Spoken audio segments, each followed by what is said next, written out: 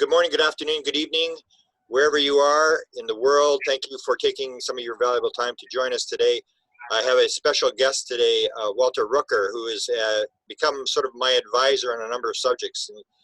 For example, Bashar, which we're going to talk about today, and physical mediums, seances, all this kind of stuff. And I really respect his opinion. He's got apparently I would say probably the largest collection of Bashar material. And I'm also joined by my assistant Desta, who's going to be the person producing this and in the background, and my co-host who does some interviews with me, Sinead Willihan. And so welcome, Walter, and I'm glad you're joining us here today for hopefully an insightful conversation on channeling. But before I get to that, we were just discussing as we were coming on here the fact that the University of Manitoba has a collection of material. They have, I think, was it just 50 collections of spiritual type material. And I've decided to move my material there because my presidential stuff I really don't look at anymore. And I have all the Canadian files from the Canadian government and from Wilbert Brockhouse-Smith, all his files. And I'm going to start moving all that stuff there. And you had some contact with the University of Manitoba. Can you tell me what your situation with them was? Yeah, I've also got a very extensive collection of Leslie Flint, the physical medium of materials, seance recordings, written materials, the like. And I had contacted them because somehow I had found out that they had taken in a large archive of Leslie Flint materials. Some gentleman, much the same as me over the years, has collected, bits and pieces and gave it to them. And I asked them, I got a hold of their head archivist and said, look, you've got all these, great materials, a lot of which have never been seen. And it sure would be great if you could put this stuff up online so people could have access to it. And their response was, go fly a kite, basically. It was, well, we can't do that because it's copyrighted. And I said, well, who says that you can't put it up? Who's claiming the copyright that prohibits you from making this information public? And it was a she at the time. She said, well, it's the Leslie Flint Foundation, which is claiming copyright to, and it's on their website, it says all Leslie Flint materials, which means all the material that I've collected over the years, some of which are originals, are now, they claim copyright, give them up. And I just said, no, this isn't right. They can't just claim a copyright on material that they've never had in their possession. And matter of fact, Leslie Flint passed material out willy-nilly. Typically, every seance, especially in his later years, was recorded, and those recorded seances would be given in tapes to the individual who were coming to the seance, especially if there was a primary sitter. So, excuse me. So we just got into it. I got nowhere with them. They just shut me off and refused to have. I mean, they were cordial about it, but they basically said, "No, I'm sorry. We're going to respect what we believe to be a copyright issue on this." No, I just want to say, for people who don't know who Leslie Flint is, I'm aware of who he is and the importance of what he did. Can you explain what direct voice mediumship is and what Leslie Flint was doing? Well, Leslie Flint was a direct voice medium, a physical medium. And in his direct voice sessions, he had something that was a little different than other channeling type mediums, which most mediums who channel, like Bashar, who we're talking about today, is coming through direct voice. Direct voice means using the vocal cords, the larynx, the lungs of the medium themselves to produce vocal sounds so that you can hear the entity coming through. Leslie Flint was really unusual, though. He was an independent direct voice medium. And the meaning of that is that he actually had an ectoplasmic larynx that would sit on or near his shoulder that came out of his skin, right in the carotid area here. And that would produce the the sounds of the entities, the spirits that were coming through in the seance. So rather than him moving his mouth and speaking the words, or as in the case, again, we're talking about Bashar today, where Daryl Anka allows Bashar to use his physical being to produce the voice coming through. Flint could often be heard talking at the same time the spirit would be talking, to show the proof that there would be a separate larynx apparatus, voice apparatus, in which to provide these sounds.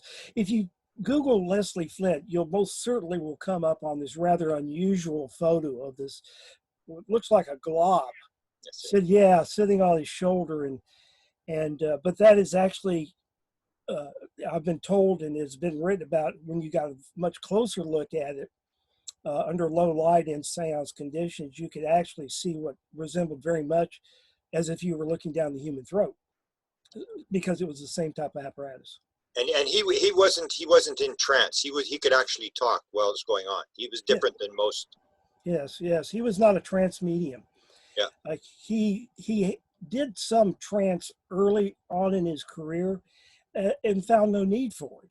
And Spirit was able to work through him, and his spirit guides and controls were able to work through him in such a way that trance wasn't necessary. So that also kind of made him somewhat unusual.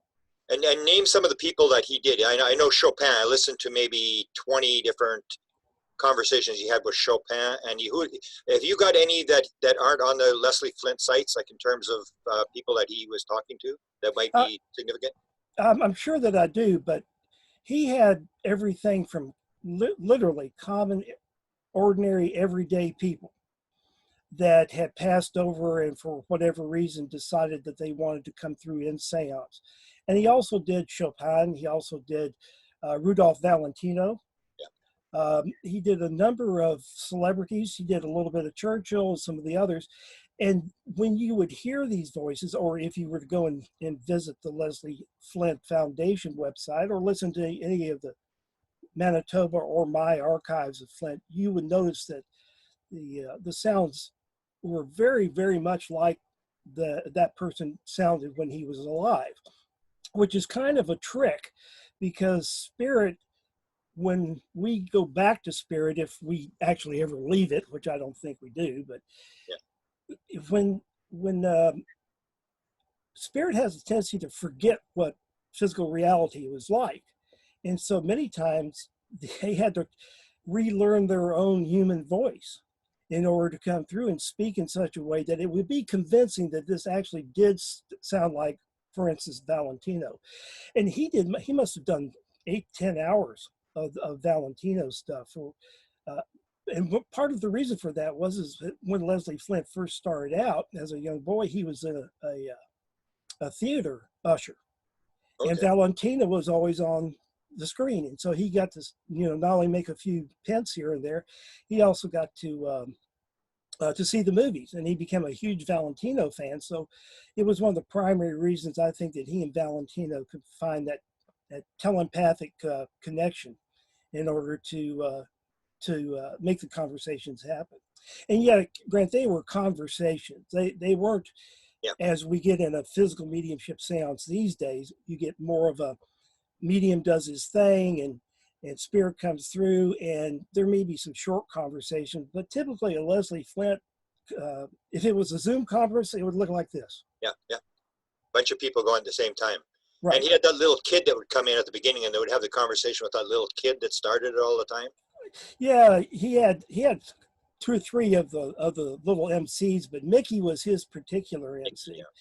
And he would come through now, and that's a very typical example of the type of people that Flint would bring through, because Mickey was I think he was like a 13 or 14-year-old paper boy that got run over by a trolley or something, something like, it's funny. And he decided that he'd come back. So when he comes back, he sounds like a little boy. Yeah. He doesn't talk like a little boy. His subject matter and his conversations are that of a full-grown man. But he comes through in spirit, sounded very much like a young child. Now, I only became aware of physical voice mediumship just maybe in the last year, and you've been way ahead. you had some stuff. You sent me a videotape one time of another medium. I don't remember who the medium was, but you had one where the medium is there and the voice is moving around, and they had that detector on the wall. Can you tell that story? Oh, yeah, right. I believe that was Michael Shane. That is one of the other internationally traveling physical mediums today. And what they had done with Shane is, no, it was Kai Muegge, matter of fact.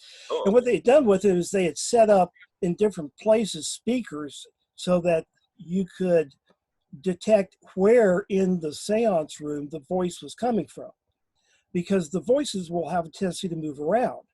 And this made proof because they could record which speaker or which microphone was getting the greatest gain.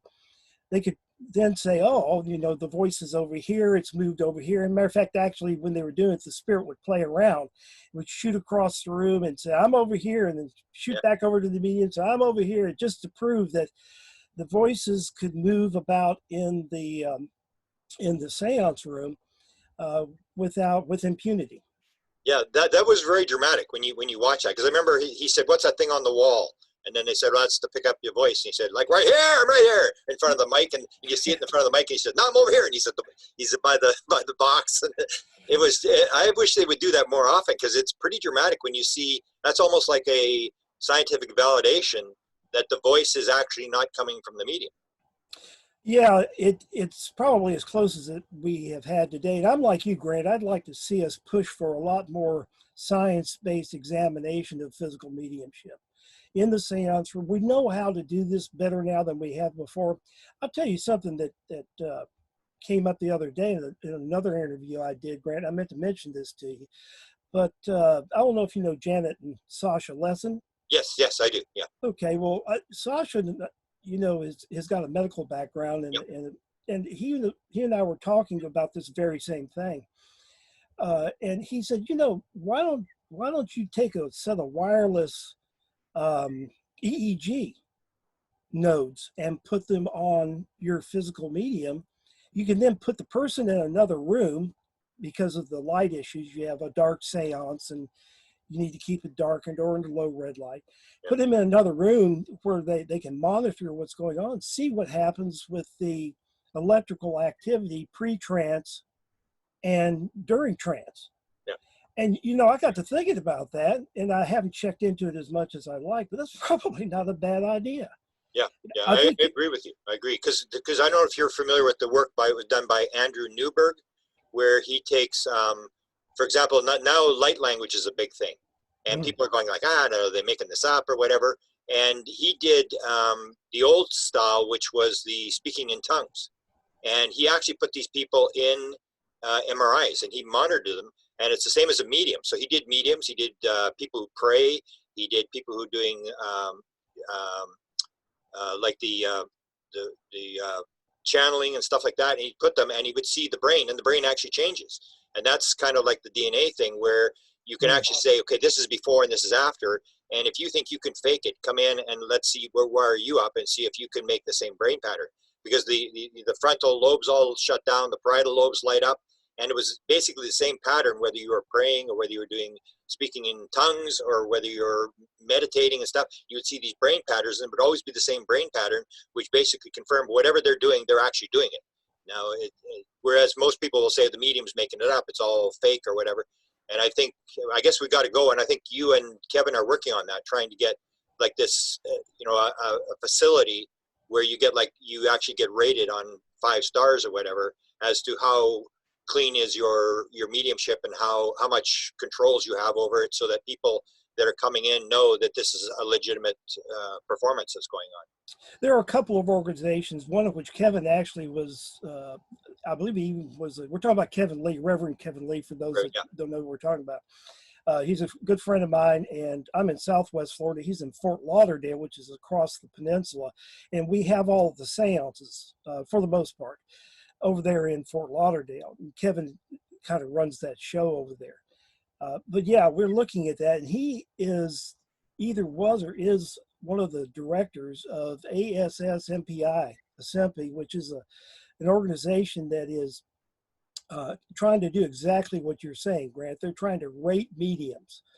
They're trying to rate them for ability, clairvoyance, accessibility, all types of different things that would give them a star rating or some type of thumbs up, thumbs down type of thing.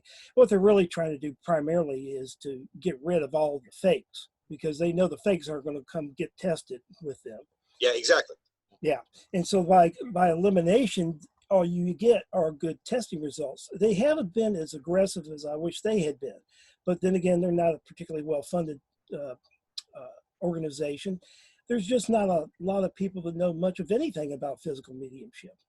Yeah. So it's difficult to get a lot of public interest in doing a Patreon or any other type of donations for this. But we're hopeful that that will continue. And in the light of the Bashar conversation we're going to have today, as you know, Grant, Daryl Anka, who is the gentleman who channels Bashar, has gone through this EEG testing himself and has produced it. And you can go online and put in Daryl Anka EEG, and you'll come up with his test results, which show just exactly that. As soon as he goes into trance and Bashar starts to come through, there is a different set of neurological mechanisms working than when he is pre-trance state or in his regular Daryl Anka state. It's really interesting stuff. It does live a lot of scientific credibility to it. I'd like to see some more of it. Maybe we will. Yeah, maybe you and I should work on a paper just to list all the potentials of things that you could possibly do to verify it. Because basically, and we discussed this with the DNA experiment, is that it basically becomes like a doctor's certificate. You can't practice unless you can pass whatever the test is. You get a definitive test, and if you can't, then you might as well not practice, because nobody's going to go to you. Oh, that'd be great. I'd really enjoy working on that. And I think there's probably a lot longer list. We put our heads together, we probably come up with a list nearly as long as your contact modalities list. What was that, 100, 275? Yeah. I don't know how many of those things you got. But there is, I think that would be a good thing. And I would also, I'm pushing Kevin a little bit to see if we can't get Sempe to move off a dead center. Maybe they need some grant money or something that we can come up with and help them move this thing along. But with that said, the idea of physical mediumship, and I've said this before on prior video casts with you guys, I'm not certain that it has a long future. Is that right? One of the reasons is there aren't really too many young ones. Kai Muegge is 57, 58. Yeah. Warren Kaler's in his 50s. Michael Shane's in his 50s, late 50s. David Thompson, early 50s. So, I mean, these guys are not spring chickens. And this stuff has a tendency, this physical mediumship has a tendency to really wear you out. It's apparently emotionally draining. It certainly is physically draining. Now, often after a seance, you just let your physical medium just disappear for a while he just tries to get his act back together. He's so physically drained. And of course, he's been in trance this whole time, so he doesn't know what's going on. Everybody wants to talk to him. He wants to get away. It becomes kind of a problem, to be quite honest with you. But yeah, that'd be a great paper to work on. I'd enjoy doing that with you. Yeah, I'd like to work on that, especially when I saw the one when you sent me the video of the voice moving around, where you actually were tracking the voice. I mean, that's pretty dramatic when you watch it and you go like, wow, that's pretty significant, where you got some sort of validation that this voice is moving around the room and everybody's holding hands in the dark and this voice is moving around the room. It's pretty dramatic stuff. So let's work on that. Let's go to Bashar now. You've got a huge collection of Bashar material. You've been collecting for how long? Since he started in the mid 80s? Oh, I don't think it was quite that far back. There was a period of time, mid 80s, I think 83 was the first public Bashar sitting. When I say public, I'm talking about he sat with like 5 or 6 or 7 friends. Yeah. And some of the earliest ones didn't get recorded at all. Some did. It's kind of a hit and miss proposition in finding his stuff these days, because Daryl Anka has really laid down the law on copyright. Yeah. But up between, say, 1987 to maybe 2012 or something like that, you could find Bashar materials on YouTube and other people's websites, and everybody seemed to have something a little different. Maybe they were involved in a session, maybe they knew somebody else who had a copy of something. There was a lot of sharing of going on, and I got right in the middle of that and started creating a library of material that people could pop in and actually, you know, borrow or make copies of. And this was, again, before there was any real issue with the copyright. About 2012 or 2013 or so, Daryl and Bashar both came through and said, look, guys, this has got to stop. You know, this material is copyrighted. It's getting perverted. People are taking bits and pieces of things out and using them to prove this point or that point. It wasn't meant to say that. And he felt like the only way to keep the purity of the Bashar message was to keep it only in the hands of those that are fortunate enough or willing to pay for the material. Now, that doesn't mean there isn't a lot of Bashar sharing going on. I can tell you there is. And there are places that you can go and get just about everything that you possibly could imagine available in audio and video from Bashar. It's out on the internet, and I don't need to tell anybody where to go. They can find it themselves. But the material is still there. But the copyright is a very, very pungent issue, I should say, with Daryl. And so consequently, these days, if you don't know a Bashar sharing group or have some friends who have a copy of this or that or bought one, it's expensive to get new Bashar material. Yeah. Can I ask you, because you've done the physical mediumship, and we got a question on physical mediumship. Can you go through some of the, whether it was Leslie Flint or whether it's David Thompson or Kai, some of the methods that are used, like with the gagging and the tie straps and stuff like that, to sort of try to validate the fact that this is legitimate? Because there's all the skeptics. You always have to play to the skeptics all the time. Yeah, and let me tell you something. The skeptics, and you'll find this out, Grant, you know, keep our prayers in line that this COVID horribleness goes away and that you're able to come down and sit in seance. Yeah. But once you sat in a seance, it's not really an issue of is something paranormal or supernatural happening there. It's the questions now become, where's it coming from and how's it being done? It's not being done by the medium, so you may want to have an argument that it isn't spirit or it is ET or whatever, but it's something outside of physical reality that is creating the experiences in the seance. But and I lost your question. You were, no, it was just what kind of restraints are, like you're talking about tie straps and like with where especially with Leslie Flint, where they do this stuff where they put water in the mouth or they gag the guy and all these kind of things, or put a microphone to the neck or to see if the larynx is moving. Yeah, today's physical mediums, and there's only 4 or 5 of them that travel. 4 of the 5 of them have a restraint that is physical. In other words, they have legs that are bound to the chair that they sit in the cabinet being just a small curtained off space with a black curtain typically in front of it. They'll have a chair in there that they can sit on because they want to have something that they can physically tie themselves down to. So it's not unusual to see them being zip tied to their wrists being zip tied to the arms of a chair, the legs being strapped in.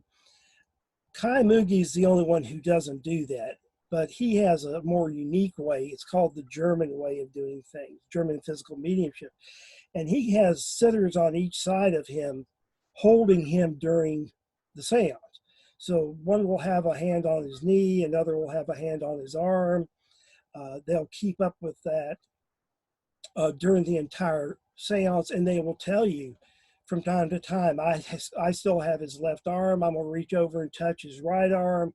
In other words, they're assuring you that that medium is staying in the chair and that the phenomenon that you're experiencing is wholly because of the mediumship and not any type of quackery or fakery. One question I wanted to ask, again, you've told it before, but I'd like to maybe the people who haven't heard this story before, I look at the crossovers between UFOs and physical mediums, and one of the more bizarre ones is, and we actually have one here in Winnipeg. Destin may know him. His name is Jim, and Jim's had a number of experiences over the years with orbs in the room. He was healed of cancer. He has all these encounters and stuff like that. And he, from time to time, he finds himself waking up in the morning with his t-shirt inside out and backwards. And so you told a story of David Thompson. Can you tell that story about David Thompson, how they seem to be doing almost the same thing, like they're showing off and saying, watch what we can do? Yeah, I think that's exactly what you call it, the wow factor. I think Yeah. The fifth theory of wow, is that right? Yeah.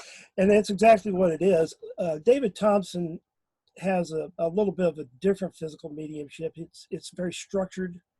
And so this is a spoiler alert for anyone who is thinking about or going to a David Thompson concert. A seance. Seance, yeah. Yeah, is that he's ended every one that I've ever been to, and I guess I've been to half a dozen or so. In that when he enters the cabinet to begin with, and everybody comes and checks him out. Literally, you pat him down, you open his mouth, you do whatever you want to do to check the room and whatnot.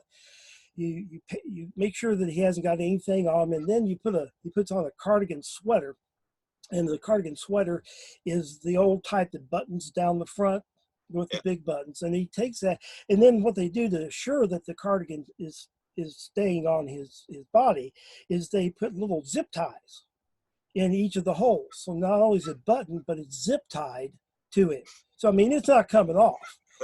And then they put him in the cabinet. You go through the seance. We do all the different things. 2 hours, it's over with. And Spirit is ready to end the seance. And they lift him up out of the cabinet and deposit him about 6 to 10 feet out in the middle of the floor. You hear him go kerplunk on a wooden mat that's out there.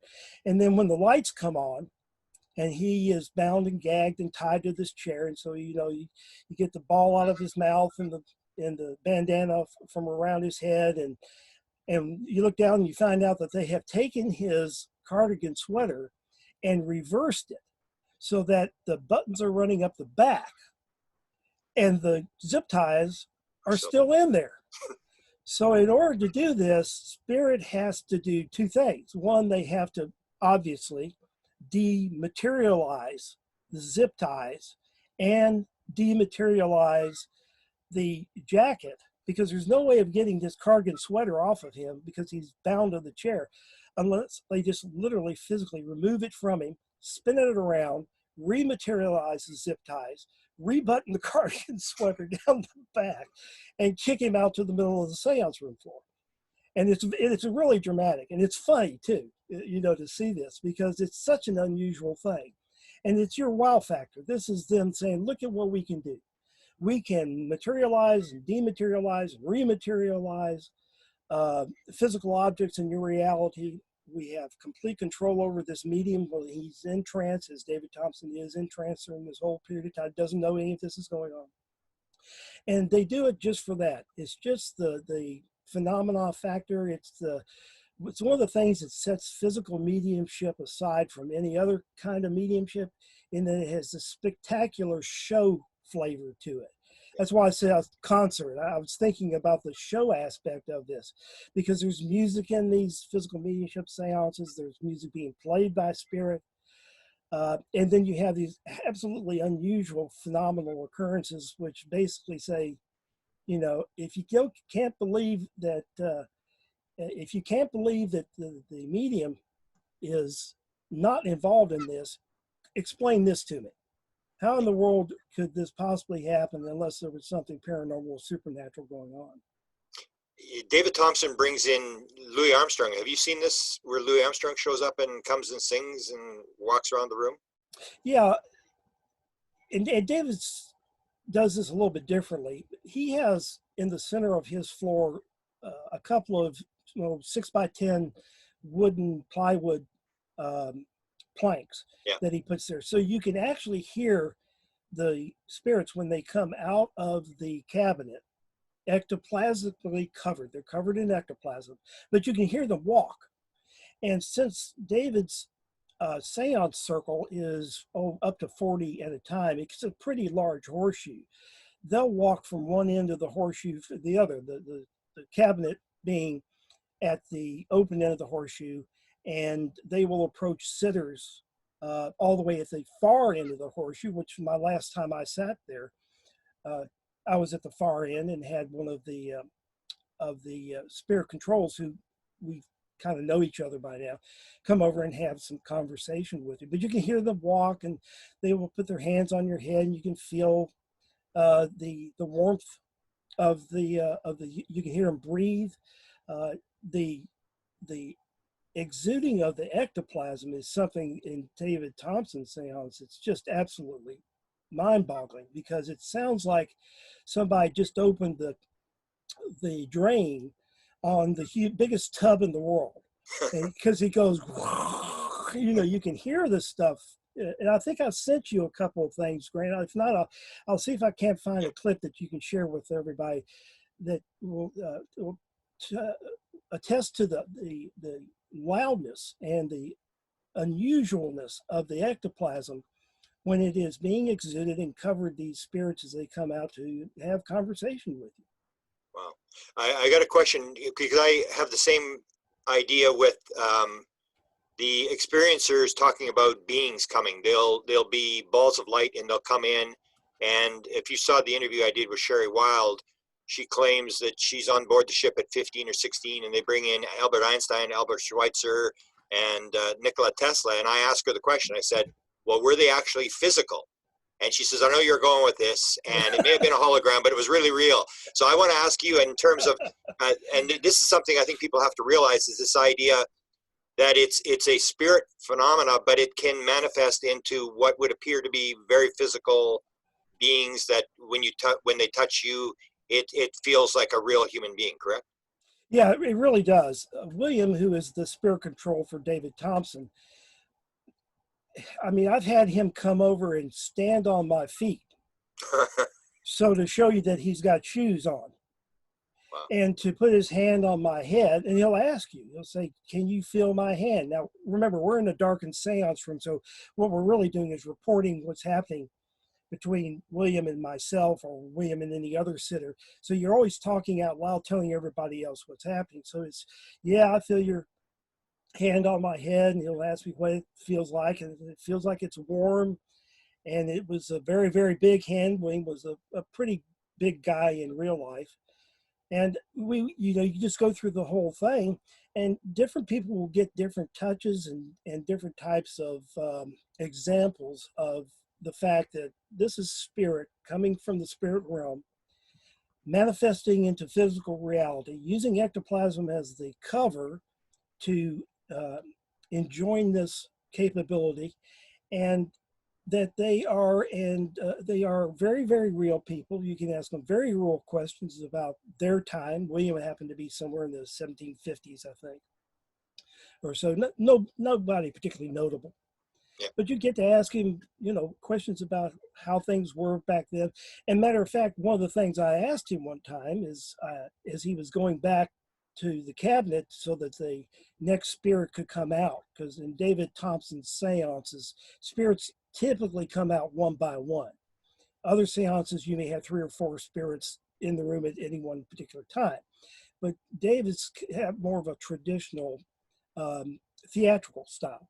And so it's sort of like a one-act plays. And they come out one by one. And as they do this, you can have different conversations with different spirits about the different parts in their lives and what it was like. And they will tell you about what their life is like now. But one thing that had happened, because I was thinking about the same thing, and this was probably back in 2012 or so, something like that. And William comes out and he does his thing, and he's going back to the cabin, so to let the next spirit come out. And he's walking right by me because I'm sitting right next to the cabin. And he says he apparently telepathically understood that I had another question. And I had. In fact, let me make this point to you, Grant. If we get to make that David Thompson seance in October, get yourself 1 or 2 questions and stick it in your head. Okay. Because if you're as fortunate as I was, William is walking by. He had no reason to stop and say anything. He'd already talked and already put his hand on me and stood on my toes and did all that. And he's walking by and he says, I believe you have a question. And I said, yeah, I actually do have one. I have one that I don't think has been asked. So, but can you tell me what you know about extraterrestrials? Yeah. And I was really surprised with his response. I thought he would say something like, oh, well, we know they're there, or, we don't have any, we don't have any vibrational compatibility with them or something like that. Instead, he says, well, there's many planets, and as big as the universe is, I'd be surprised if there was another life, but no, I've never met an extraterrestrial. Yeah. And that really said to me that there's this idea of frequency, vibration, and resonance. These are the barriers that prevent us and the spirit world from communicating as easily as we might. And apparently it prevents other realms from communicating with each other. So the extraterrestrial realm, as far as William is concerned, he's not surprised. Now, he came from the 1700s where ETs weren't even in a conversation back then, I'd imagine. But he is also smart enough to know that there's life elsewhere. He's sure that that's the case. He has no experience with it. And that really set me back, because as we're investigating and are investigating, is spirit ET, is ET spirit? Yeah. In fact, aren't you writing a book on that? Yeah. Extraterrestrials? Yeah. Like, what are we really dealing with? Is extraterrestrials, or maybe not? It's like the more complex, the more you look at it, the more complex the whole thing seems to be, as to we're just making a bunch of assumptions that are probably wrong. It's a very complex process as to who these people are and what they're doing. Well, I think that the best that we can do, and I figured this would come up in conversation, the Bashar conversation as well. I'm thoroughly convinced that the only way that we can connect with spirit and extraterrestrials is through analogy. That they live such an entirely different life, a non-physical, quantum-dimensional life, that there's really no way for them to explain this to us. If you listen to channeled information, I listen to a lot of it, you'll hear this constantly from people coming through that are channeling. They will come through and say, well, we'll give this to you in your terms, or we'll explain it to you in a way that you'll understand it. And what they're telling us is not that we're stupid, is that we're limited. And that's why we're here in physical reality, to have a physical reality experience in a very limited way, in the way that we choose, but nonetheless very limited. And those limitations also mean that our ability to understand the supernatural, the paranormal, the unusual, the esoteric is also limited. So we deal mostly with analogies and assumptions, rather than trying to deal with the real physics that are involved in some of these spirits and extraterrestrial communications. And Bashar will be the one, the first that will bring this out. I've probably got 300 or 400 audio and video sessions of his, and at some point I've listened to every one of them, probably every one of them twice or three times for that matter. Yes, I have a boring life. But he'll tell you that we're going to have this conversation, but it's going to be, you can see him fighting for the words. It's almost like an adult trying to tell a little child something that's over his head. And he's trying to find some way to make this work, at the adolescent level. But Bashar does an excellent job of this. I mean, he's, that's what he is. He's a first contact specialist. His family is first contact specialists. He's here because he's setting up first contact. This is what he's trained to do. This is his passion. This is what he wants to do. He enjoys this immensely. Otherwise, he wouldn't do it. And he has gotten better and better and better over the years at being able to explain his own existence, his own reality, the reality of others, the universe and how it works and the like. But it's almost always by analogy, or by an assumption, or by something that we might have even considered to be correct that he knows is not correct, but it's in the collective consciousness right now as a truth. And he will say, okay, well, let's go with your truth on this. Yeah. It's just his kind of way of saying it ain't true, but we'll go with this. We'll go with this for right now and see where it leads us. But yes, I think that's exactly what's happening. I want to ask you a question. I've heard you talk about it in other interviews, but you've never discussed it with me. How you got, because you got a massive collection on all these type of paranormal phenomena. You spent a lot of time. How did you get involved? And can you tell the story about the woman with the apport? I've heard you tell the story about you were in New York City with the woman that made the documents appear. Oh me. Okay. Well, first, how I got into it, and then I'll get back to that. Hold that second question. That's a fun story. Yeah. The how I got into all this is I became an avid Harry Potter fan, and was reading all the books and watching all the movies and all that stuff, and really got into it. And I was always curious as to where J.K. Rowling got this whole idea from, and come to find out it's all channeled information. Yeah. She got a Grant Cameron download. Yeah. Hers happened to be sitting on a city bus, I think, or something, And which is on a train going into London. I remember she told the story to Oprah, how she was suddenly came into her head and she didn't have any paper, and all the names and the places were coming in. She had no paper and she was freaking out. It's kind of weird. Yeah, and that's that I went, what is this? What is this kind of stuff? And so I started looking at the Potter stuff, and I started thinking, well, what is magic? I mean, what really is magic? Is it supernatural? Is it something that we should be able to do but can't? What exactly is magic? And as I got involved in that, as you go about doing your typical Google search, it starts you here, you end up over there, and next thing I know, I'm looking at channeled information because of J.K. Rowling's experience. I'm looking at physical mediumship, mental mediumship, all kinds of psychism, all of that, and then eventually into spirit contact and spirit communications. And that's how that all came about. It's just typical learning process. You start with A, you end up at Z. Yeah. And in the process and travel in between is where you get all the education. But she was, she held on to that story for a long time. Yeah. I think the first time she ever told that story was on Oprah. Yeah. Publicly. She may have said it in print someplace, but never in a national or international interview like that. Yeah. That it became something that she basically channeled. Now, I don't know if that continued through the whole septology of books. If every one was channeled, I got a feeling it was sort of like being on a roll, and you get some channeled information, and now the rest of it just kind of comes to you. Yeah. And there's a great argument that says that's channeling anyway. Yeah.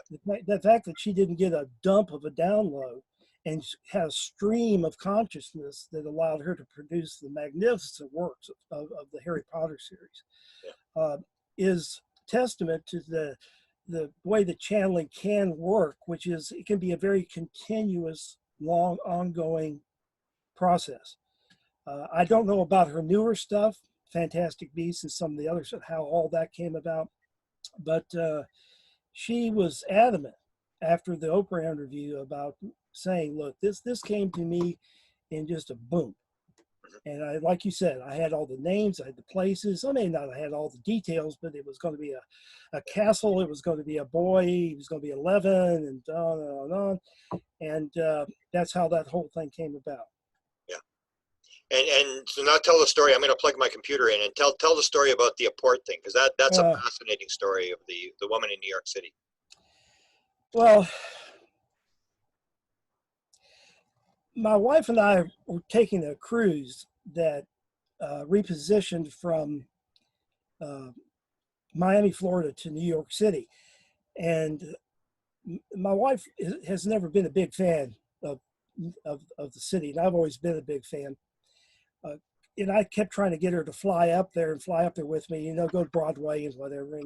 And she never would do it. So I said, well, it was a combination of the flight. She's not great about flying, and going into Manhattan can be little bit hair raising. You know, Manhattan's one of the few places you can walk down one street, have a great time, walk down the next street, and get robbed. So, you know, I mean, literally, I've done that. We used to have a place, a company that I worked for up there, and it was on 52nd, and you could walk down 3 streets, and the next thing you know, you're in the middle of a heroin war zone. Yet this apartment was $1 million apartment. So, but it's always like, and she doesn't, you know, get off on that kind of thing. So I said, well, let's do this. And I said, while I'm there, I can visit this friend of mine. Well, I had met this lady, and I'm just going to use her first name, and I'll tell you why. Her name is Gail. And the reason I'm using her first name is because she is at this present time incarcerated here in Florida. Oh. And it's a little bit of a long story, but we can end up with it. But how this worked out was that I was writing software for the intelligence community, in particular the naval intelligence community, and not particularly complicated software. It was just tracking people where they are, if they're on the base or off the base, and believe it or not, they don't know. So this would help them keep up with, you know, and this came out of one of the hurricanes, the Rita Katrina duo that hit Florida back in mid 2000s. Found Navy medical personnel scattered because it was during the summer. They were scattered on vacation. They couldn't pull everybody back. Reminds you a lot of what's going on today with COVID. Is one of the problems that they're having is they have people that have been out on vacation or away, and they're having to, you know, trying to find these people. They have no way of knowing that outside of calling up their, you know, parents or their daughter or whatever. And this wasn't going to work if you need immediate deployment. So we did a tracking system and the like. And during that period of time, I made a lot of other intelligence connections, and this particular intelligence connection had a piece of software that would allow you to transfer money, probably illegally, outside of the U.S. banking system. It was sort of its own point-to-point transfer. Today, that doesn't sound like much. This is way before PayPal or anything like that. Yeah. And so we were doing some work on that software as well. And they said, well, I got somebody I want you to meet. And I said, okay. So I was going over to Middle Alabama. I was in Atlanta, Georgia. So I'm 250 miles away. We'll go over there and meet with my intelligence guy and this new person he wants me to meet. So we meet up and we have a nice meeting and just talk about this, you know, monetary stuff that he's doing and some other software we're working on. And I really didn't understand what it was all about. Gail's in this meeting. And come to find out, after the meeting is over with, we're all going to get back to their cars and go home. And I said, well, where do you live, Gail? She says, well, I live in such and such. Well, that's like 4 minutes from my house in Atlanta. I said, you're kidding me. I said, what are we coming all the way over here for? You know, we have this over in Atlanta. And she said, well, I don't know. So because she was close by and one of the intelligence contacts, she had invited me to come and eat lunch with her a few times, meet a few of her contacts. She had a really unusual background. She was a presidential model, taken from birth. I think she was 3 years old when they took her to the various schools that she went to, which tested her psychic abilities. And she was a truly remarkable psychic. But we were in New York and she had a 2-story Manhattan apartment. And she said, why don't you come down? We were staying out at Central Park. So why don't you come down and visit me? And I said, okay, that'd be great. So I get in the cab, I get down to her place, get up there. We say hello, you know, it's like, why is it we always have to travel 500 miles, you know, to see each other? And she said, oh, and we just, you know, we were enjoying each other's companies and whatnot. And I went, oh, damn. Gail, I forgot this block of papers that I wanted you to look at. I don't even remember what the subject content of the papers was, but it was important to the meeting. And I said, I'll just run back and get them. It only takes about 30 minutes. I'll catch a cab and come back. She goes, well, wait a minute.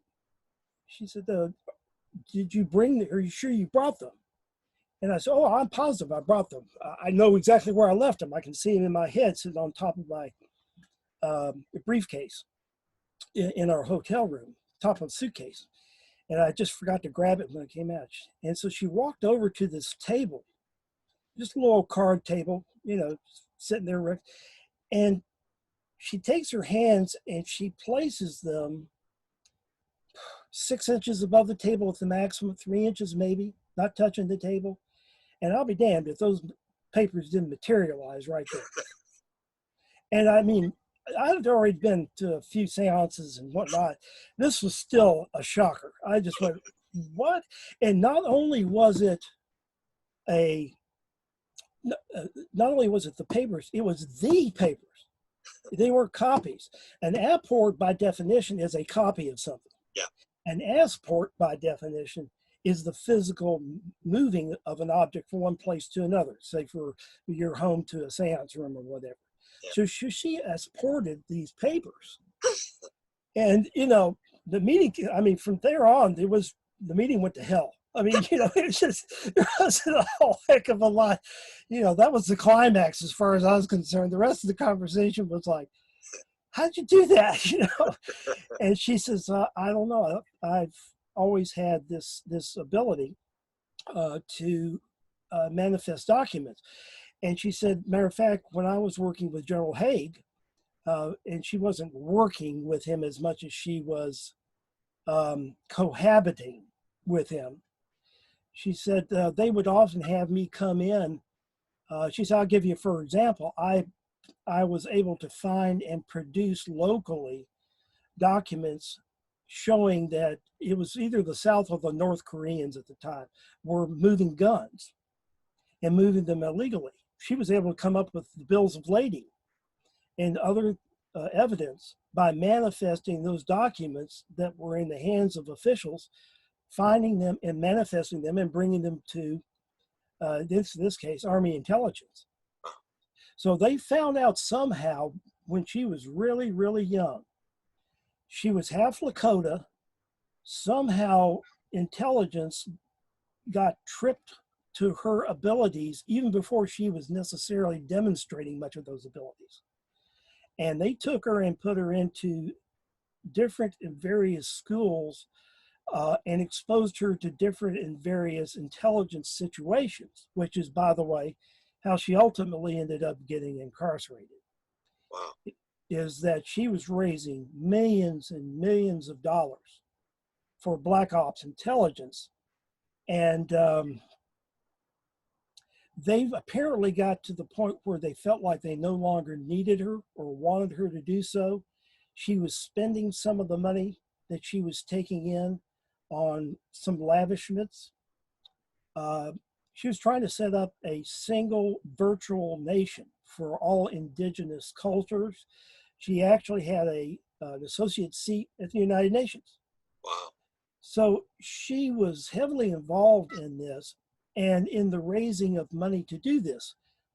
The indigenous culture that she was wanting to create a virtual nation and have a seat at the UN was also a cover for dollars that were flowing in, that were being washed out through her system, that were going out into other areas of Black operations. And she got caught with her hand in the till, I guess is about the best way to say it. But I think I think she got framed for it. I think that this is something she'd been doing a long, long time. And for whatever reasons, they decided that this was enough and they didn't want anything to do with her. She and an associate got very long federal penitentiary sentences. She's got another 4 or 5 years to go, and I think hers was 14 or 15 years for her part of this so-called scheme. Wow. But she's pretty old now, apparently, right? Yeah, Gail's probably, she was a couple of years older than I was, so she's probably early 70s or so. But she had lived this life through her entire life of working with the various intelligence agencies, some of which she refused to even discuss. She once time told me, she said, you can go and find 15, maybe 20 intelligence agencies. She said, I can give you 3 right now that you'll never find anywhere, that I don't even know who they're associated with. She had some guesses, but these people would show up at her house and say, come on, let's go take a ride. And off she would go. Having kids, having a marriage, and having been in that area of the intelligence and knowing all the things that she knew made her as much as an asset as a liability. And I think at some point they finally said she's more of a liability than the asset. Wow. Now that leads to the question, and I'm going to go to Sinead for a question, but that leads to the question we always have, this debate inside the UFO community, and what does the government actually know? Are they advanced in any sort of technologies, or do they understand mediumship? Are they trying to use this? Are they trying to use psychics? Because there's a debate that they know nothing, and there's a debate, well, they're flying to Mars and to star systems. And so what do you think, just your personal guess as to how far advanced is the US government in terms of understanding sort of the core issues of spirituality and quantum physics and how this all operates? Do they have any control of what's going on in technology? Well, you have to separate out the government from the intelligence agencies. Okay. And then from the intelligence agencies, you have to separate out all the black operations that are happening. Those things that are really deep black ops are happening mostly at the corporate level these days. Yeah. They have been moved out of the traditional CIAs, NSAs, etc., FBIs. They've moved that out of there into the corporate controlled and corporate dominated black operations field. So when you say to me, what do they know about consciousness? What do they know about interstellar travel? All these different things. You have to kind of hone in on what agency are you talking about and what part of the government are you talking about. Now, my black ops contacts are not anywhere near as strong as they used to be. So I can only relate to you what I'm hearing secondhand and what I did see and understand to be the case 5 and 6, 7 years ago. It would not surprise me at all. I'd be more surprised if we weren't making clandestine trips to other planets, to asteroids, to the dark side of the moon. I'd be very surprised if that isn't happening. That's the black ops at NASA, let's call it. As far as the conventional government is concerned, they just kind of they get to the point with ideas like mediumship and consciousness in general, and it just falls off the cliff for them. They just don't have the mindset to get their hands around that. So if you're looking to, for instance, find a black operations agency that has the same kind of craft that Bashar does, which is driven by consciousness. You walk up to a panel and basically say, I want to go here, or I want to go there. And it goes. Because you're empathically linked to the craft. This isn't anything that I think is happening. I don't think we understand that in any way, shape, or form, other than by theory. Now, if you're talking about flying wings, large, huge, TR-3B type, flying wings, I'd be very surprised if we didn't have that technology. But I would also be floored to find out that they were consciously driven craft as opposed to some type of what we would call normal or regular propulsion. Now, keep in mind, Bashar's craft is grown. And it is grown in such a way that it meets with his higher mind, his consciousness, so that they become sort of like an artificial intelligence, something like a being in and unto itself. That's a whole lot different than sitting at a joystick, and some rudders and flying even the largest and most imaginative craft that we think are flying in our airs. That I don't think is a threshold that has been crossed. And I'm not so certain that we're going to cross that threshold very soon, I would almost have to say that we'll have first contact, hard interfaced contact with extraterrestrial life before we learn or get taught that consciousness, a melding and joining situation for travel. Now, the other part of this is that, as Bashar will tell you, is that there's lots of different ways of getting from one location to the next. For instance, you and I want to go to the store, we get in our car, or we walk, or whatever, okay? Bashar wants to go from one dimension to another. Or let's just say he's on Jupiter and he wants to come to Earth.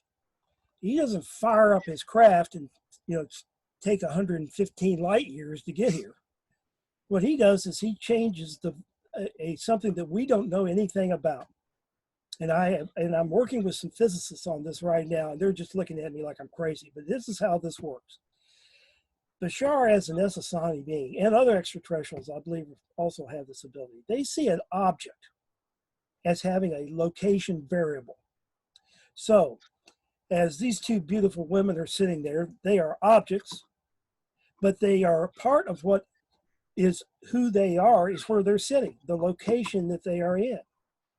So Bashar says, now, if I want to go from location A to location B, all I have to have is I have to know what the resonance is, the frequency is of the object at location A. And I need to know what the frequency is of the location object at location B. And let's say it's the same exact object. And then you just take that object in location A, impart that frequency of location B on there, and it moves. It can't do anything else except exist in location B, and vice versa. You want to bring it back, you reverse the frequency.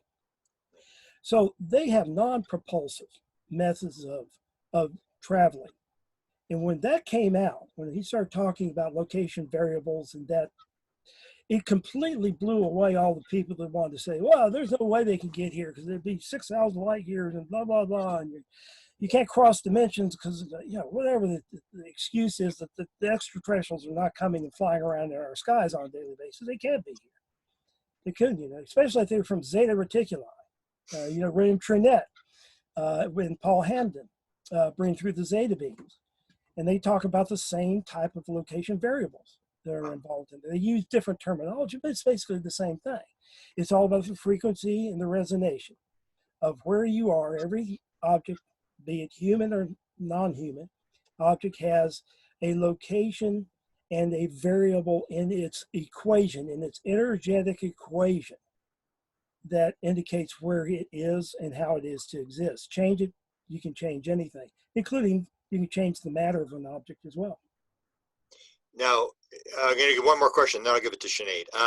In terms of this, because he's talking about like an equation where you change the one variable in the equation, and it's basically the location is one of the variables in the equation. So I forgot my question. See, it took off. It took off, yeah. I know where it is. It's on the tip of my tongue. I'll let Sinead take a question because she had a question. I think she wants to go back to physical mediumship, and then I'll remember what my question is. Okay. Thanks, Grant. And Walter, thanks so much for talking to us today. This is such a rich conversation and really interesting. And I have two questions, but I also have something I just want to say about what you just said regarding location and variables and frequency, and finding an object by using those parameters.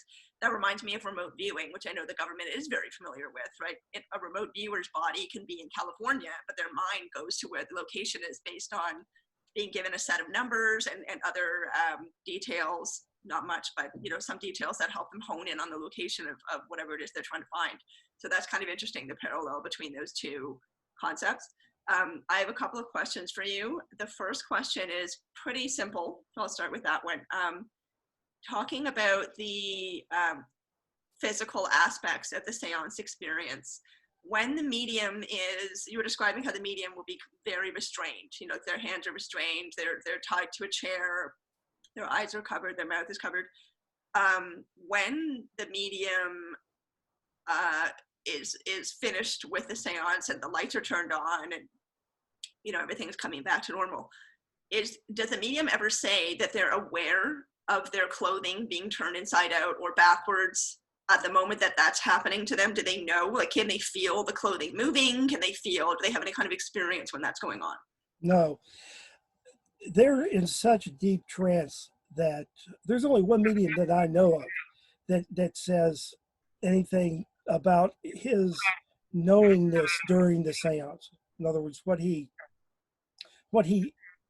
senses is going on, and it's very, very, very vague. The rest of the trance mediums have no idea at all what's going on. They literally go into trance. Okay. And then later on emerge out of trance, and it's just like you've got 2 hours of dead time. Okay. Okay. Thank you. And my second question is about, again, sort of a physical aspect of the seance experience. So you were talking earlier about how a spirit can arrive and then physically touch people that are in the seance, interact with them physically, you know, give them objects, things like that.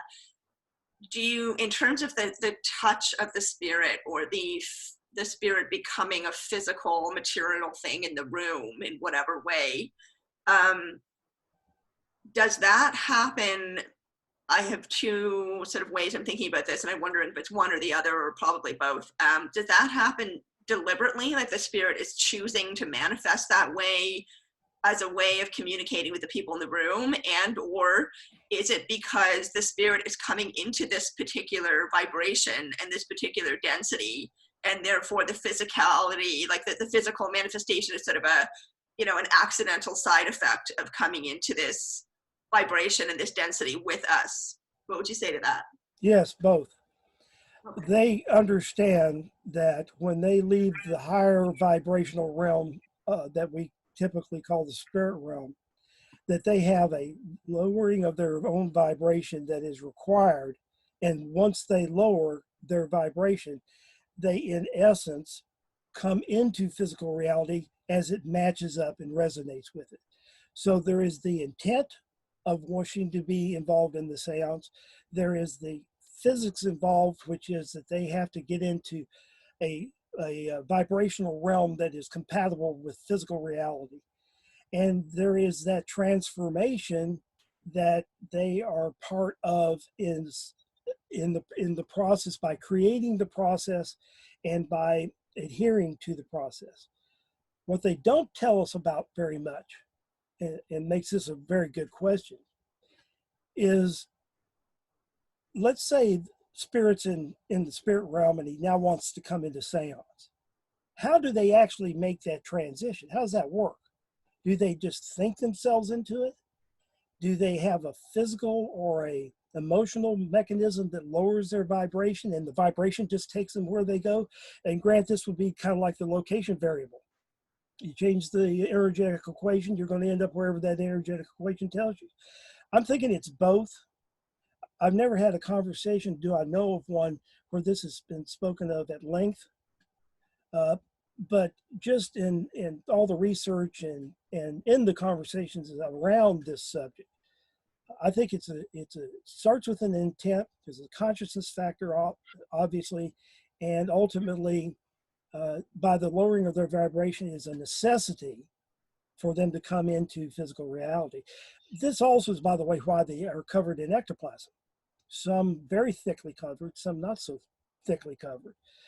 And their touch, when they are ectoplasmically covered, their spirit body comes into this lower vibrational form, what we call physicalness, cover themselves up to protect themselves from our physical reality, especially from light issues that can hamper their own transition into physical reality.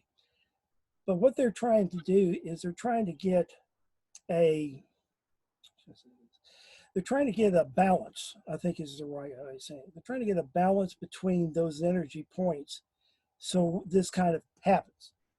But first of all, it requires an intent. Did I answer your question for you? Yes, yes, it does. And I have a sort of sub question.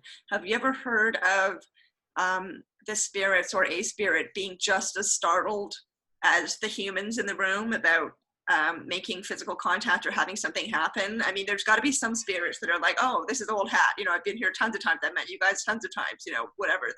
I'm used to this. And then there have to be some spirits that for them it's the first time coming through, and maybe it's just as unfamiliar for them as it is for the people in the room. So does it ever happen where the spirit's kind of surprised at what's occurring, just like the people in the room are? Yes, yeah. That's always kind of funny, because occasionally you'll get a spirit to pop in, and in the seance, typically there's a spirit controller or a spirit guide that kind of runs the show. So you're not going to get into seance unless you're allowed in by the spirit controller. This keeps out demonic and negative influences, for one thing. But also it limits it, because they will tell you, I got thousands of people here who will come in into the seance. Everybody wants to come in. We aren't going to let certain people in. And usually they have kind of a reason that they let one person in or not. But occasionally they'll get a surprise guest, star. And I had the captain of the Titanic come in to seance. And he was talking about something or other. And the next thing I know, he's talking about things that happened on the Titanic, and you could see it was like somebody tapped him on the shoulder and said, hey, you're in seance here. You need to talk to these people over here. I don't think he had any idea that he was in seance. John Lennon came through and sung Imagine to my wife. He barely could be heard because he was so unfamiliar with the environment. And he almost acted as if he was surprised that he was there. And he only sang 2 or 3 or 4 verses. He didn't sing the whole song. So yeah, there are times when spirit shows up that when they didn't expect to. But more often than that, there's a certain amount of organization that happens on the spirit side, a certain amount of theatricality that's involved, so that you don't have 1,000 spirits all trying to talk at the same time and nothing gets done. Do they ever give each other advice? Like, if one of them is having a hard time coming through, do they give each other advice about how to do that? Are they learning from each other up there? Oh, yeah. Matter of fact, there's a few of the Warren Kaler has 2 spirit guides, and they fight each other over who's going to do what. One of them is named Luther, and the other is named Yellowfeather. As a matter of fact, if you go to Warren Kaler's Facebook page on Sundays, I think Sunday afternoons or evenings, he brings Luther through in direct voice. You can hear what Luther sounds like. And I can tell you, it don't sound anything like Warren Kaler. But they fight among each other. And they'll talk about, well, why did you do that? Well, I thought this was the right thing to do. And, they're carrying on these conversations like, excuse this term, a bunch of old women, and it's partly because it's part of the theatricality. It's part of the comedy of it. It's part of the show. It's part of the, Grant says, the wow factor. It's part of them showing that they're still, in a lot of ways, very, very human. And that they can have, misgivings with one another and fights with one another and those types of things. Look, I got into it with a little spirit by the name of Tommy.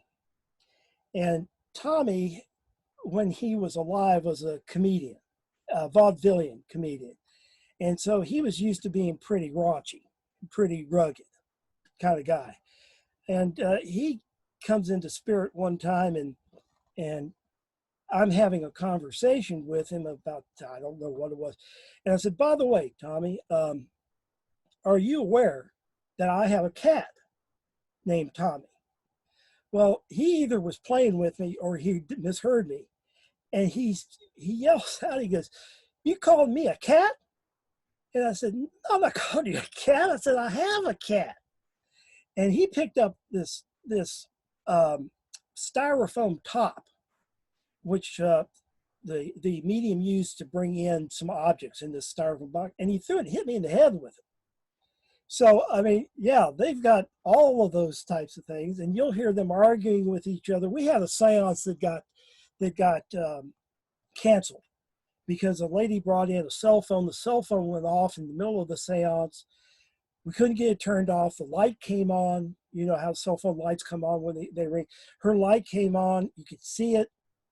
And they must have argued for 10 minutes between themselves about whether they were going to continue the seance or not. Well, have you tried this? Well, have you tried? You haven't tried very hard. Why didn't you try this?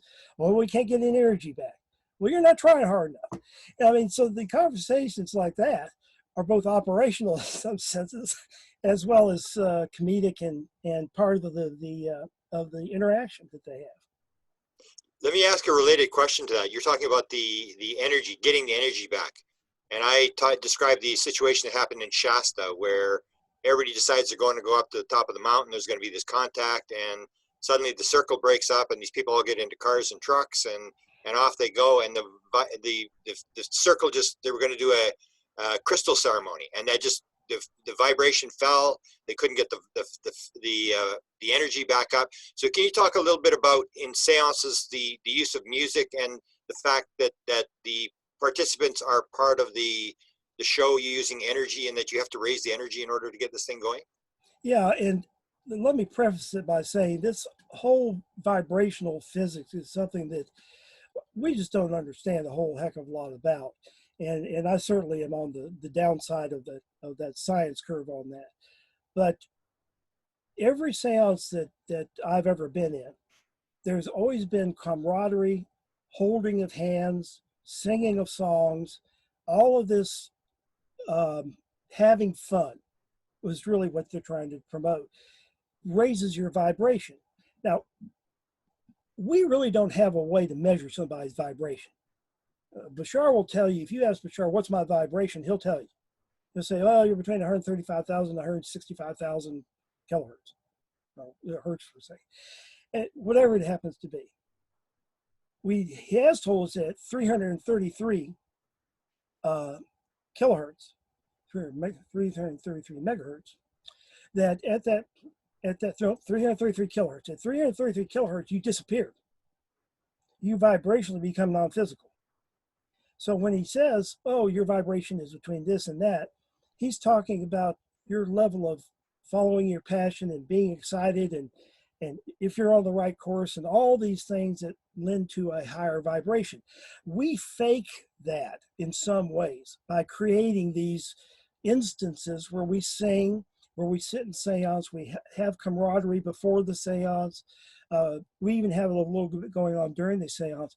And all of this friendship and camaraderie and conversation, and singing and all of this somehow creates an up vibratory scale for us. And as our vibration comes up, spirit has less vibration to come down to.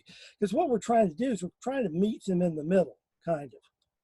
You know, they're not going to get down to, say, 100,000 where we are at. But we can get our vibration up to, as a group, and the collective energy raises the entire vibration of the environment. Spirit has an easier access to us. It's sort of like meeting somebody halfway down the road. You know, you don't have to make them go all the way. You say, I'll meet you halfway. We do it by singing and doing all those types of things that create this higher vibratory environment in the seance room. How many seances have you actually attended? Because you seem to have pretty wide knowledge about the state of physical mediumship and what's going on. How many of you attended? Quite a few, I think. Yeah, I'm in the 30-ish range, I guess. I've sat with every major international physical medium except for Scott Milligan, but Scott hasn't made many trips over here to the United States. And as you know, we're trying to get him over here for a number of reasons, including the DNA experiment grant, which he, by the way, has said he will do. Yeah. He's been ill and has some other things going on. We'll get back to him, and he'll be part of the two DNA experiments that were on physical mediums, other being Muegge. But yeah. Yeah. Now you mentioned the idea that the and this is where we get into the DNA thing with the trance, where you sort of like a complete dissociation where they don't really know what's going on. So let's go to Bashar, and Bashar talks about this as well, or Dale Ranka talks about this when they ask him, what do you experience? And he sort of describes it like, well, it's sort of like Bashar's driving. I'm sort of there. I can sort of hear stuff. I really don't know what's going on. And you find that one of the people I was thinking about doing was the with the DNA experiment was the people with dissociative identity disorder. the multiple personality disorder.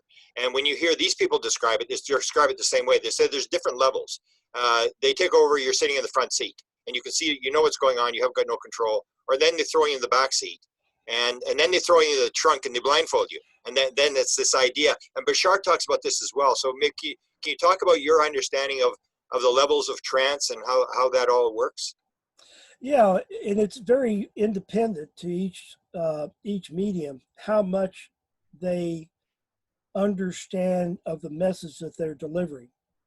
The best that I have heard of the trance will say things like, Daryl, I have this vague idea of what's going on, you know, kind of images more than sounds and words. And he says, and Daryl over the years has gotten so much better at being able to put these things together and translate them that at the end of a trance session, when he's through channeling Bashar, he often now will know a lot more than he did when he first started. So he's kind of gone on an education curve, much like Bashar has gone on an education curve. The Bashar that we were getting in 1983 is nowhere near the same as the Bashar that we're getting now. He sounds differently. His vocabulary is better. Daryl's vocabulary is better. As Daryl learns, Bashar has more tools with which to communicate with us.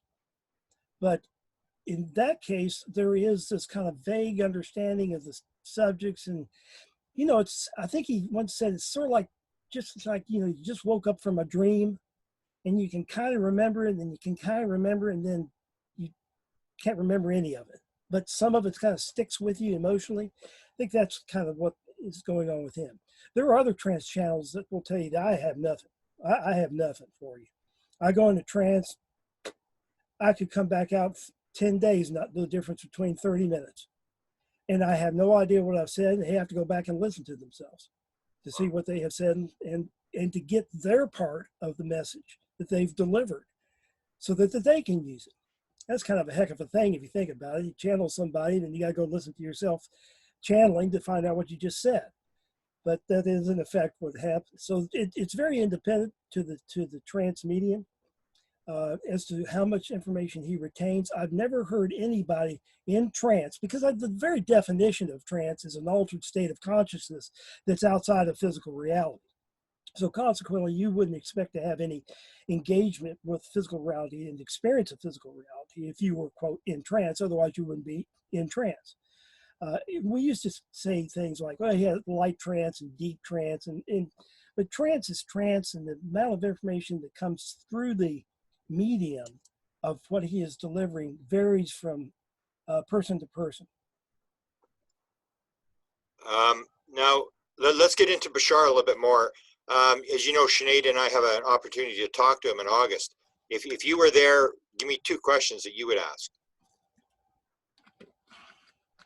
He's discussed almost everything that you can think of, but maybe you would think of something that he has, that you've heard all his stuff. Maybe you've got something that we should really dig down deep in.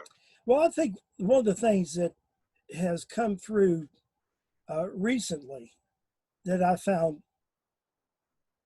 really interesting was the fact that Bashar is explaining that when he and Daryl find that point of resonation where he's allowed to use Daryl's voice capabilities to deliver his message through Daryl, when they find that,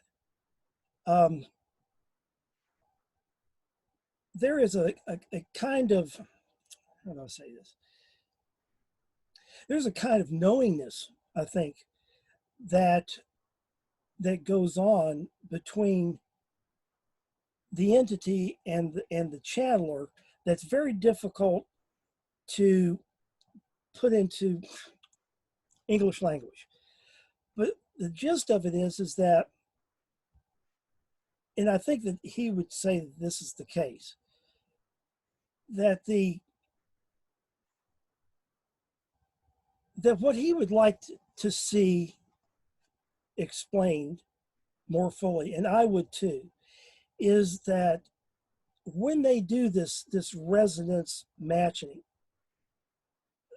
Bashar and Daryl have both come forward recently and said what's actually happening is there's a third entity that has been created. Now, this isn't a physical entity. This isn't somebody that sits in the chair like Daryl does, or even speaks like Bashar does, as much as it's more like an artificial intelligence. I think that's a good way of putting it. And that is what you're hearing. And what I found interesting about that, would like more explanation on that. And this would be a great thing for you to because it falls right on with the DNA experiment, Grant, whether Bashar agrees to it or not. If channelers are actually creating a third artificially intelligent entity, a higher mind entity, and we see a DNA change, what does that say? Is it a DNA change, for instance? Let's go back to Jay-Z Knight and Ramtha, which is who ran this originally, and you got this idea from. Jay-Z Knight, female channeler. Ramtha, entity that she channels. If this is happening with her, we know that when Jay-Z Knight takes her pre-trance DNA sample, it looks like this. When she goes in trance, it looks like that. And matter of fact, it has all the attributes of a male genetic structure. But is that really her DNA that's changing in her body? Or is this a etheric third entity that is in control of her body, that is actually having the restructured DNA? Because Anka and Bashar are saying that's actually what's happening. It's something like an artificial intelligence. The closest thing that we could, again, here's an analogy and an assumption. Closest thing we could come up with is that is what it is. I just, I don't know. I don't know where to go with that. And that'd be one of the first things that I would ask him. Yeah. The second thing that I would ask them, ask Bashar is he's always said that our first contact will be with two groups, two extraterrestrial groups. The first extraterrestrial group will be the children who are aboard the ships, who were created by the Greys by taking human DNA, cloning it, and creating these children who have lived on the ships their entire lives. The ships that they are living on are called the ships of the Yael. The Yael are the second contact race that we're going to have.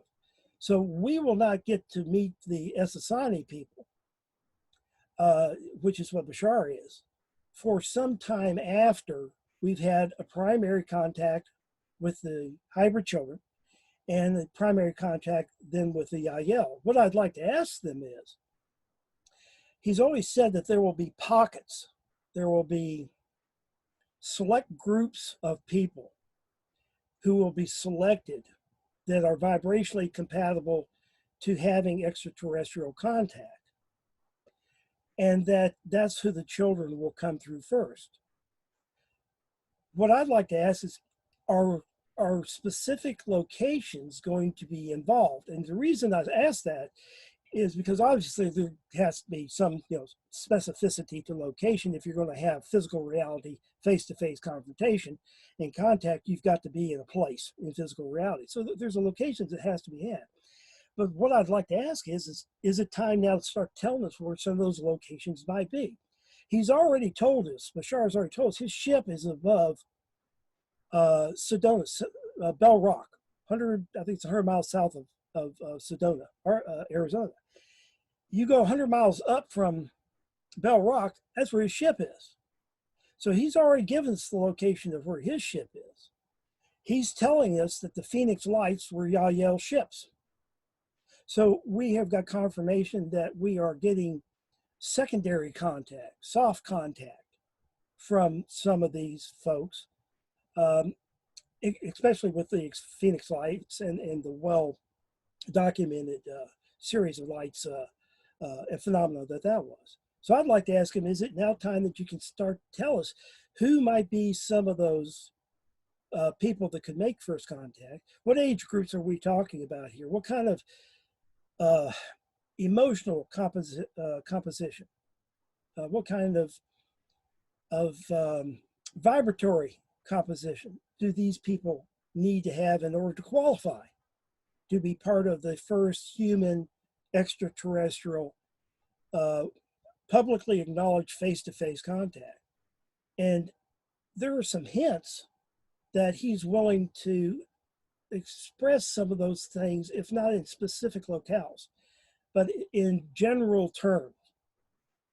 And one of the hints is that Bashar has said that when he started to move around the United States to, again, give channeled information, when Daryl would start getting out of his little area over there, he rarely went past Las Vegas, is now going and looking for places in New York City, and not too far away from you guys. And that was an indication that he's willing to open up some more about some of this very specific contact information. The other thing it tells us is that we as a collective, whatever we're doing right, because they're not backing away from contact. As a matter of fact, Bashar will say, he says, I wouldn't be here talking to you now if you guys weren't on the path to where you can have this kind of contact and have these kinds of relationships and be able to expand your consciousness. I wouldn't be here talking to you if that wasn't the case. So we know that we are continually getting a progression of information from him. I would like to ask him, are we at a point now where we can talk specifically about locations? Who gets to do that? How do you qualify? Are there age limits? Any of those more specific details? And what sizes of groups are we talking about? Are we talking about 5 people at a time, 10 people at a time, 50? And what requirements does the locale have to have in order for it to be suitable for this type of thing? And I'd say that he's hinted in the past that these are going to be remote locales. It's not going to happen on, 56th Street in Manhattan. It's going to happen, out in the Arizona desert someplace for a while. People are going to come back and report it. And just like all kind of extraterrestrial and spirit contact, it has to build. And it's building to the point where if you have 5 or 10 or 15 people come back and give you very specific information, which may include physical data like photographs and audio recordings or video recordings of these beings, that we're now at the point where that's going to be believable. It's going to be something of value rather than something for skeptics just to have a field day with. So those are the questions that I would jump right out at. Sinead, do you want to go ahead? Yeah, Walter, I'm thinking about the topic of, what occurs for the medium for the channeler when they are channeling a being. We just spent quite a bit talking about that in terms of, what could happen to their DNA. What's the experience for the channeler physically and otherwise when that's happening? So I'm having a memory of years ago, before I was in this field, being with a friend of mine, and we were watching TV, and there was some TV show on where it was showing this young woman, and it was set in the 1970s, this young woman who was trying to squeeze into these very, very, very tight jeans that were all the rage back then. And, there's apparently this fad of women having to lie down on their backs and use a coat hanger to pull their jeans up so that they could fit into them. Good Lord, you're young. So I remember, I remember that scene because it was so funny, and it was just really well done. She was struggling so much with trying to get into the jeans, and my friend turned to me and she said, she said something like, this is years ago, this is maybe 10 years ago, so long before I was in this field at all, but she was interested in channeling and mediums. She's still a friend of mine now. And I remember her turning to me and saying that she knew of this channeler, and I don't remember if he was a man or a woman, male or female, but she knew of this channeler who had started channeling quite unexpectedly, and it would come over him or her, and they would not be totally conscious of what was going on, but it would just happen. And then at the end of it, they would be completely exhausted, like absolutely wiped out, and would have physical symptoms afterwards of body aches and pains, something like that. So then the channeler becomes more and more experienced, and that happened less and less. But anyway, this channeler ended up going to a hypnotherapist or someone of that ilk and asking the hypnotherapist to help them understand what was happening to them when this would occur, especially back in the beginning of it. And, you know, why did it feel so uncomfortable afterwards? And so under hypnosis, the channeler was describing it kind of like those incredibly tight jeans that this being had to squeeze into her or his body or their energy field or something. It was like putting on a glove that was too small or putting on jeans that were too tight. And then eventually, the more the being did this, the more the two of them were able to just meld. You know, it didn't feel like such a struggle. It wasn't so awkward anymore.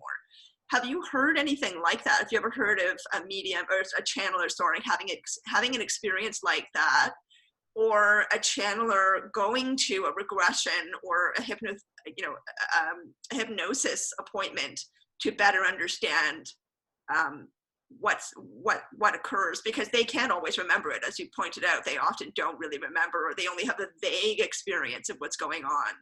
So does that ring any bells for you? I'm really curious. That memory just came up suddenly. I haven't thought about that in a decade.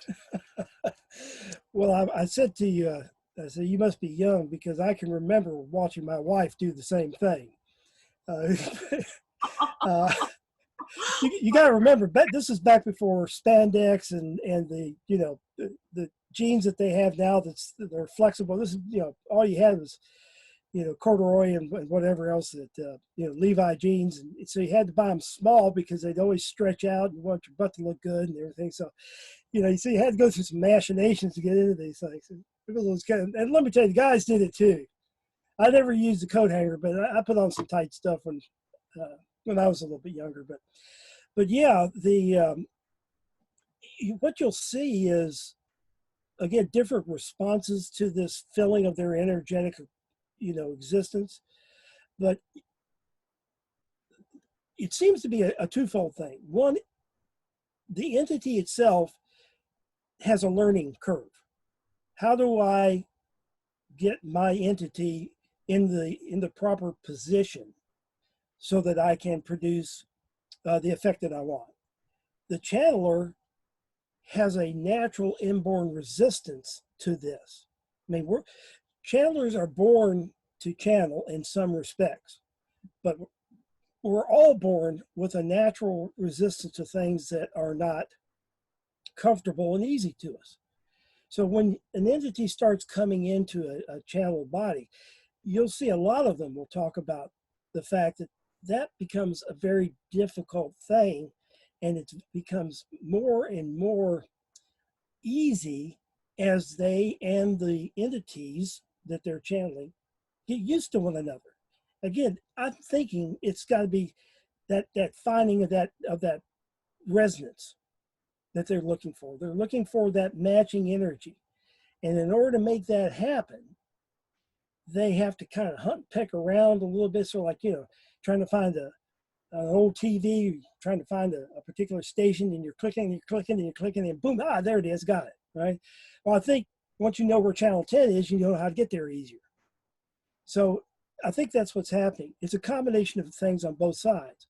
Now, I don't know how much that necessarily relates to how a physical medium, for instance, and let's take Warren Kaler, because Warren is so dramatically de-energized after a physical mediumship seance that he literally, I mean, all he wants to do is go outside, have a cigarette, get away from everybody, have a can of Red Bull, and just chill out for about 10 minutes.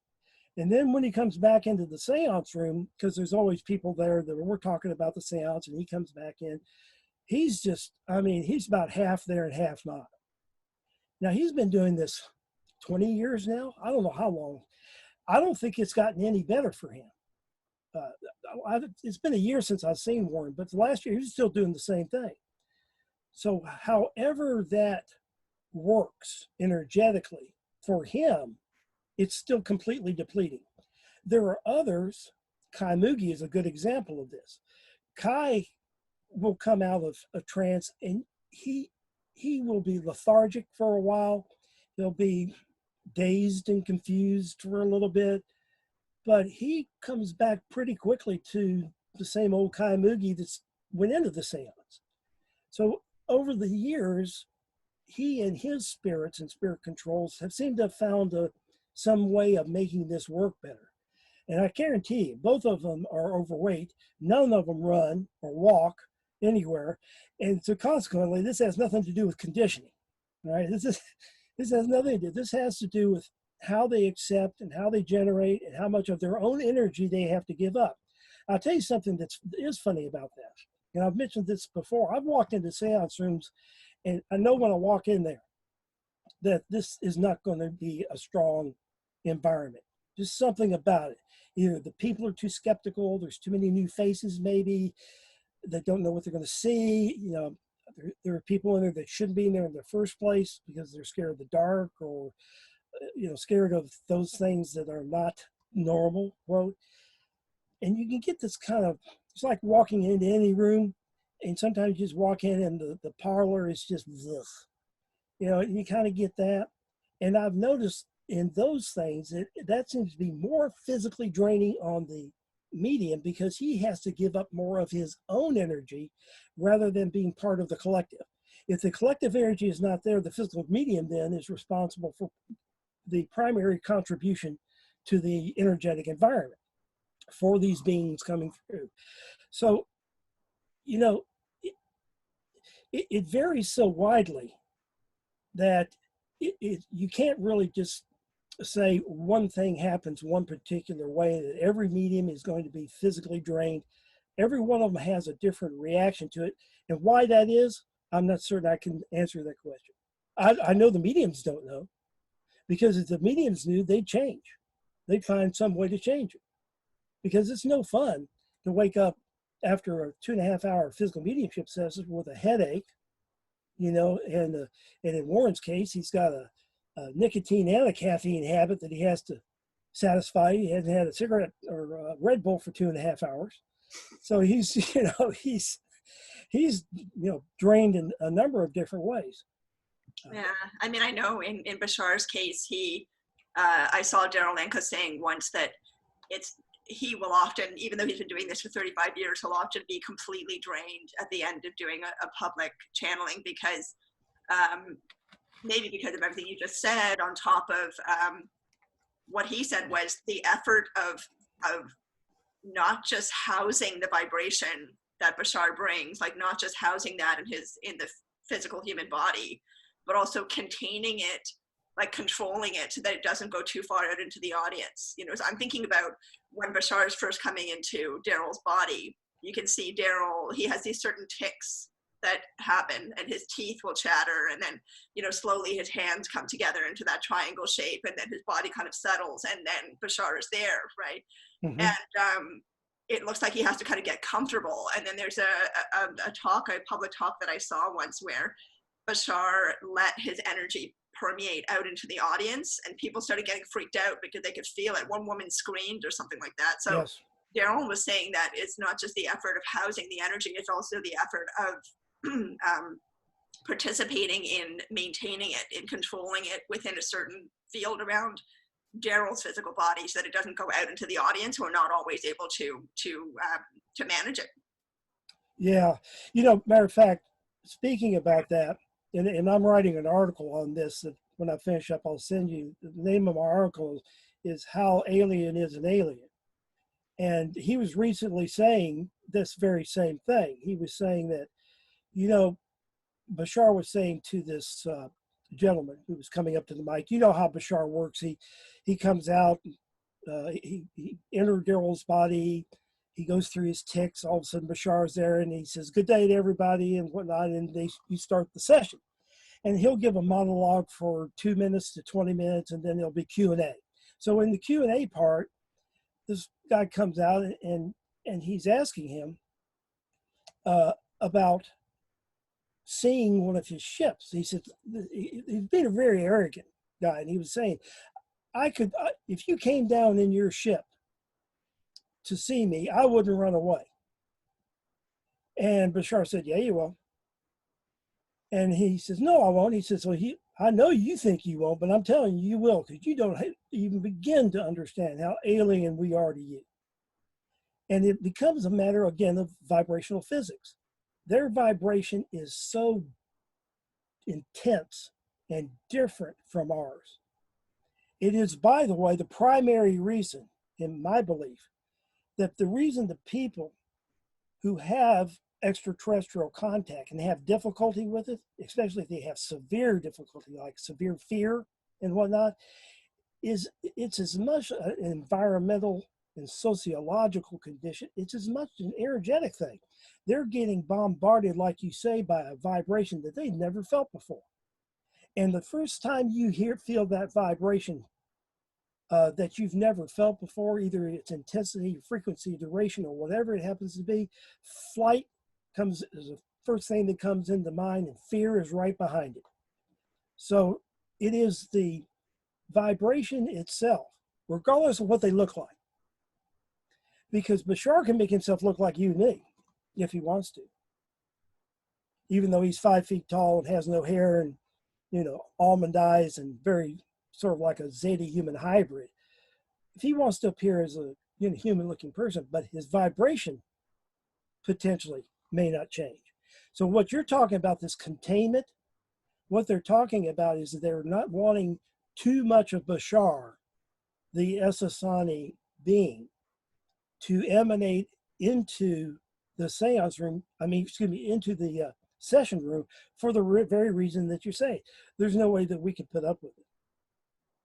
He has actually landed his ship a couple of 3 times before, and people have said, land your ship over here and I'll meet you. And he says, about the time we get within sight distance, they split. They're gone. He said, not once, every time. He said, we just got tired of doing it. We're not doing it anymore. We know what the reaction is going to be. Don't care what you guys say. That's going to be the reaction. You're going to take off. What's the sense of it? We're coming up on 2 hours. I got the last question I want to ask you is, I think we were discussing it. Bashar comes out in December of last year and makes this comment about 2020, the thunder and the lightning, and stay in the center. What was your reaction to that? And can you add anything based upon what you know about Bashar and what he said? Well, you have to go back a little bit further, Grant, and I'll try not to make this too long, but back in 2014, Bashar made a prediction. And let me use this word prediction very, very tentatively, because to Bashar, there is no past and there is no future. So there are no predictions. There is a recognition of events that are happening in parallel realities that may manifest in our reality, but there is no future to predict into. There's no past to, cement our physical reality in. It's all one moment. So what he has, let me get this correct. What he is basically saying is that in 2014, he said we would have, in 2016, the fall of 2016, it's called, which of course is our election year here in the United States. The fall of 2016, we'll have a major consciousness and political shift. And Trump got elected when nobody expected him to get elected. Matter of fact, I told my wife at the time, I said, she's a Hillary supporter. I said, you're going to get beat. And she said, what do you mean we're going to get beat? I said, you're going to get beat. He's going to beat you. I said, Bashar's already said we're going to have a major change in the fall of 2016. Well, ever since then, that leads up to now, here we are in the fall of 2020. And he has been saying that we've got, in 2020, that we are going to have some major decisions to make, some major experiences to undergo, and here we are in the middle of COVID. And I'm positive that's what he's alluding to. Matter of fact, I'm so positive that that's what he's alluding to, that he has not come out and spoken about the coronavirus yet. Now, they've got a session coming up, I think it's 2nd or 3rd of April, coming up here very soon. And everybody's sitting on pins and needles to see if he's going to have anything to say about it. But he said that this 2020 was going to be an absolutely crazy year, a nuts. He said it's going to be nuts. And when he starts dealing out predictions like that, you pay attention, because he has a history of making these predictions and seeing these timelines ahead of us and bringing us the reality of those timelines and being very accurate with them. So I think I've answered your question in what he's talking about as far as 2020 is concerned, but this has been a series of things that he's been talking about since about 2010, of these major shifts in consciousness in our political systems, our political parties. He's even talked about things such as the elimination of the income tax and the creation of a sales tax to replace it as a more equitable way of raising funds. You know something? I could see that being on the platform. It's been on the Utah and the Nevada platform, state legislature platforms. It's been voted down, but it's been getting more and more acceptance all along that we would have a sales tax and eliminate any type of income tax, any type of capital gains tax, and that we'd raise more money. And he's talked about several things like that that are plans for post 2020. I think that we may see some of these sweeping economic changes that he's been hinting at. And I think right now we're starting to see that start to come to fruition. So keep your eyes out, watch your legislators. And if they start talking about some massive redistribution of funds like they're talking about now, what sense does it make for them to tax me and give it back to me? So, we've got some major fiduciary responsibilities as human beings that have got to change in some of these systems that he's been talking about that are going to collapse. He keeps telling us, better get your replacement systems in line, because old systems collapse. They always do. You better have your replacements in line. These are the kind of replacements he's talking about.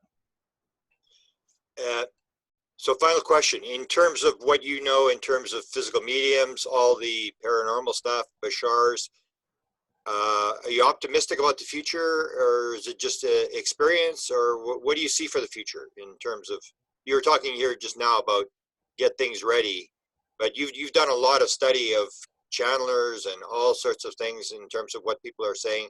How do you feel about the future? I feel really good about it, and I'll tell you why. I trust myself. And I wouldn't have put myself into this physical reality experience if it wasn't a positive thing for me to do. If it wasn't a learning experience, what it goes on is inconsequential. As he says, circumstances don't matter. State of being matters. And as long as your state of being is good, it doesn't make a difference what happens around you. But I'm happy to be here during this time. I'm getting experiences from this COVID thing. I'm getting experiences from the Trump elections. I'm getting experiences that I came here to have. Themes, major themes in my life.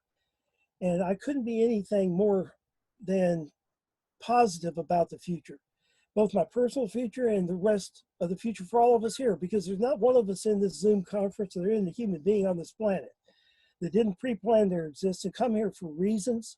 They're here to have those experiences, those themes, to walk those walks. And these are the times that we knew when we came into were going to happen. So it's happening the way it should. And as far as me personally, I'm very optimistic about the future. I'm very optimistic about the future of the human race. We are an evolving race. We are not a race that is stagnant. We are becoming new beings all the time. We have children that are being born that are a different breed. They're literally a different state of Homo sapien. They call themselves Homo galacticus. They're showing the DNA transformations of it. We are evolving as a race.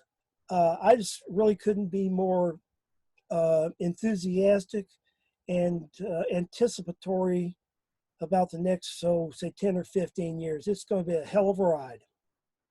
Beautiful. I'll join you on the ride. I thank you, Walter Rucker, for joining us. I will have to have some conversations. I'll have another session. We'll have conversations with Walter, because you are a wealth of knowledge in terms of all the stuff that I'm sort of just getting into. I rely on you an awful lot for, advice on where to go and I really appreciate your wisdom, and thanks to Sinead and Desta for joining us. Anybody else got anything to sort of add at the end, or? No, that was so great, Walter. Thank you so much. Thank you. Look, guys, I want to appreciate the wonderful opportunity that you give me to come and talk. And Grant, you got such an avid listenership and viewership out there. This is going to hit a lot of people. That's very exciting for me. I just want to thank you for doing this. You got two great assistants. You've put together an absolutely magnificent team. I know the first couple of emails I sent you, Grant, were a little harsh. I was trying to get your attention, but I'm sure glad it has worked out. And I can tell you, I've learned so much more from you and from your two fine assistants and from the people that I watch all your interviews and whatnot, and listen to them on my MP3 player. And it's just a constant, every day is an educational holiday for me. And part of the reason is because of the three of y'all. So thank you very much. Okay. Thanks for being on the path with us. Thanks. I appreciate it. And we'll do it again for sure. Hey, let's do that. Sinead, thank you. Desta, wonderful job as always from your new office. Okay. Have a good day. You too.